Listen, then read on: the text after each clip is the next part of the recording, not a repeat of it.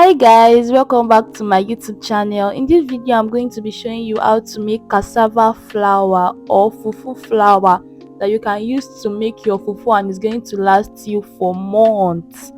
So let's get right into it. But if you have not subscribed yet, please kindly hit the subscribe button because your subscription encourage me a lot. Don't forget to give this video a thumbs up at the end of the video and drop your suggestions in the comment section. I love you guys. So now you are going to start up by peeling off your cassava, then breaking it into smaller pieces.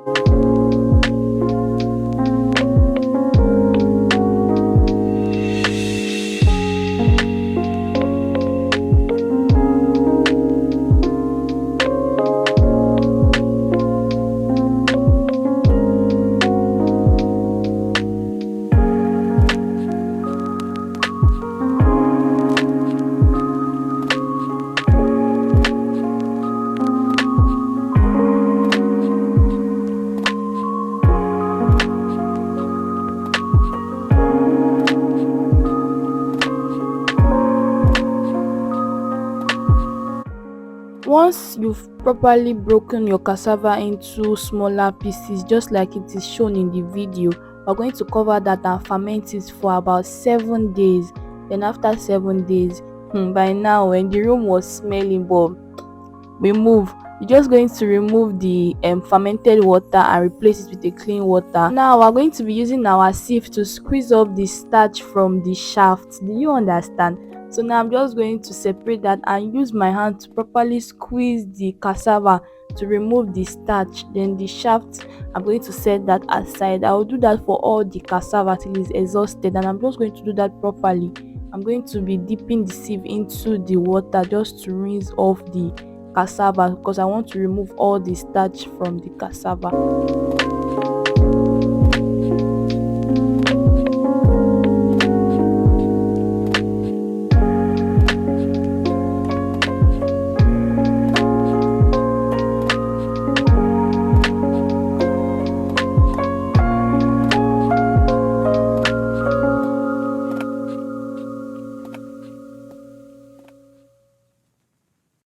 Now set the shaft aside, then you're going to allow the starch to settle down for about 24 hours or 48 hours, whichever way.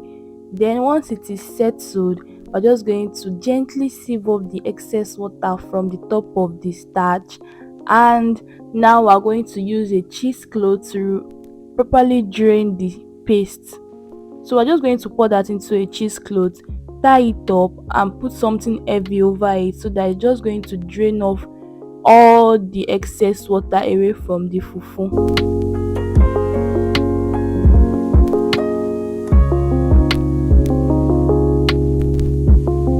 Once it is properly drained, this is what your paste should look like. It should be thick and not so wet. So now we're going to be using a dehydrator to completely dehydrate the water in the paste, so that way your fufu will last for a long time and you'll be left with dry fufu paste.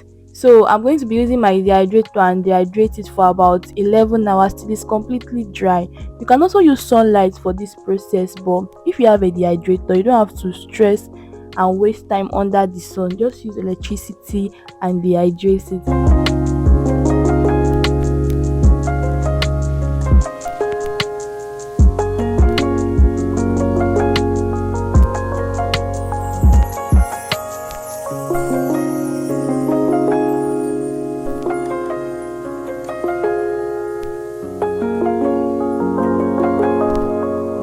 Once dehydrated, this is what your fufu paste will look like, properly dried. Then we'll proceed to remove it from the dehydrator and blend till it's smooth like flour. We're going to properly blend that, and once you blend it, you can proceed to shifting it completely. That way there will not be lumps in your flour and your fufu flour, and when you are making it, it's going to be super smooth. The usual way you make your poundo yam flour and your fufu flour and your elubo, your amala, that's the same way you are going to just make this. You boil your water, then you pour in your flour, you mix properly because you don't want lumps, and you just mix well. You pour in more water, allow that to cook properly, you turn, you serve and you enjoy.